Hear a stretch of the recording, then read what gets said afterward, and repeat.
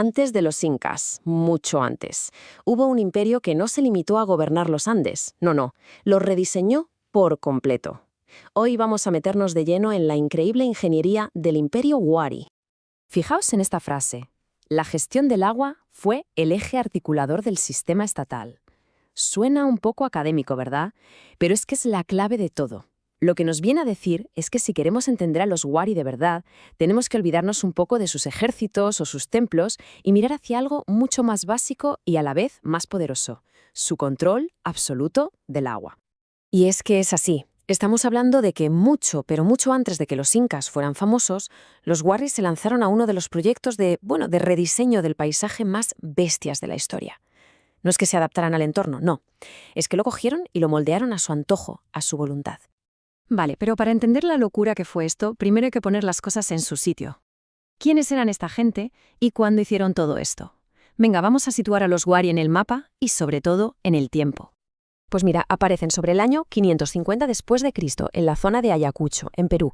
Los arqueólogos lo llaman el Horizonte Medio, que es una época de grandes imperios, de mucha movida cultural, pero lo alucinante es la rapidez. A partir del 600, ¡boom!, empiezan a expandirse a toda velocidad y montan un estado enorme y súper complejo que duró casi 500 años. Y claro, todo este sistema tenía un corazón, una capital, que se llamaba, Wari. Y ojo al dato, para que nos hagamos una idea del tamaño, estamos hablando de unas 2.000 hectáreas. 2.000 hectáreas. Fue una de las primeras ciudades gigantes de los Andes, una auténtica metrópolis en mitad de las montañas. Pero claro, una ciudad así de enorme no sale de la nada, ¿verdad? Necesita comida, necesita organización, una logística brutal. Y es justo aquí, en este punto, donde la genialidad de la ingeniería Wari lo cambia todo. La prueba de que tenían un estado súper organizado y centralizado está ahí, en sus ciudades. Si nos fijamos en sitios como Piquillacta, no son pueblos que crecen poco a poco, ¿qué va? Estaban planificados al milímetro. Calles rectas, en cuadrícula, edificios que se repetían, todo estandarizado. Eso demuestra una capacidad para organizar y mover a miles de personas que era, algo nunca visto en su época. Y todo esto, toda esa planificación, toda esa expansión, se apoyaba en una sola cosa: una base fundamental, el control total del agua. Así que venga, vamos a abrir la caja de herramientas de los Wari y a ver qué maravillas de la ingeniería tenían. El sistema era brillante, sencillo y súper eficaz. 3 pasos, nada más. 1, capturar el agua, sobre todo de la lluvia. 2, moverla, llevarla a donde hiciera falta. Y 3, usarla para cultivar. Para cultivar en sitios donde sin esa agua no crecería absolutamente nada. Empecemos por el primer paso: capturar el agua. Lo hacían con unas estructuras llamadas cochas. Y cuidado, que no eran simples charcas, eran mucho más inteligentes. Estaban diseñadas para que el agua no solo se quedara en la superficie, sino que se filtrara poquito a poco al subsuelo, recargando los acuíferos. El resultado: un suministro de agua mucho más estable durante todo el año. Una genialidad. Y ahora, la joya de la corona de su agricultura: los andenes.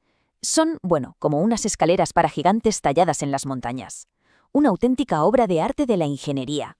Es que no solo creaban tierra para plantar donde solo había una ladera empinada, es que además evitaban que la tierra se fuera con la lluvia, aprovechaban cada gota de agua y hasta creaban pequeños microclimas para proteger las cosechas del frío. Impresionante. Vale, ya tenemos el agua almacenada en las cochas y las tierras de cultivo en los andenes. ¿Cómo se conectan? Pues con una red de canales de una precisión que quita el hipo. Canales de piedra, que recorrían kilómetros y kilómetros con la inclinación justa, calculada al milímetro, para que el agua bajara por gravedad, suavemente, sin destrozar el terreno. El acueducto de Rumicolca, que llevaba agua a Piquillacta, es un ejemplo brutal de esta tecnología. Todo esto suena increíble, pero ¿eran los únicos que hacían cosas así? Para valorar de verdad lo que consiguieron los Wari, tenemos que compararlos con sus vecinos, con otras grandes culturas que también se las veían y se las deseaban para conseguir agua. Y es que cada uno tenía su propio problema. Los Wali, como hemos visto, luchaban contra las pendientes de vértigo de los Andes. Los Tiahuanaco, en el altiplano, tenían el problema contrario: inundaciones, y además, heladas. ¿Y los Nazca? Los Nazca vivían en un desierto súper árido en la costa, problemas muy distintos. Esta tabla lo deja clarísimo. Los Tiahuanaco inventaron los waru-waru, una especie de campos elevados para que no se les inundaran los cultivos. Los Nazca cavaron los puquios, unas galerías subterráneas para sacar agua del subsuelo. Soluciones geniales, sí, pero muy específicas para su entorno. ¿Y los Wari?